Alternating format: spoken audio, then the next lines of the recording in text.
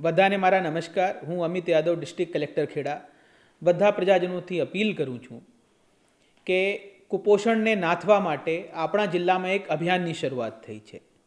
અમૂલ ડેરીના સહયોગથી શરૂ થયેલા આ અભિયાનનું નામ છે ગામનો નિર્ધાર, સહકારથી સાકાર.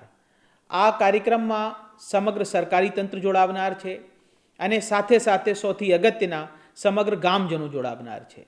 આ કાર્યક્રમમાં પશુપાલકો તરફથી જે ડેરીમાં દૂધ ભરવામાં આવે છે, આમાં અમુક 100 ml જેવા દૂધ સ્વૈચ્છિક રીતે દાન કરવામાં આવશે અને આ દૂધથી ગામમાં જે છોકરાઓ કુપોષણથી પીડાતા હોય એની જવાબદારી ગામ પોતે લે છે. સરકારની સાથે આ જે સહકારિતાના કદમ છે એનાથી આપણા જિલ્લામાં કુપોષણથી અમે ઝડપી મુક્તિ મેળવી શકીએ એના માટે એક પ્રયાસ છે. આ બધાથી હું વિનંતી કરું છું, આપ પોતપોતાની વિસ્તારમાં જે આંગણવાડી ચાલતી હોય એના સંપર્ક કરો અને આ જન આંદોલનમાં તમે પણ કંઈ નાનકડા એક યોગદાન આપી શકો છો.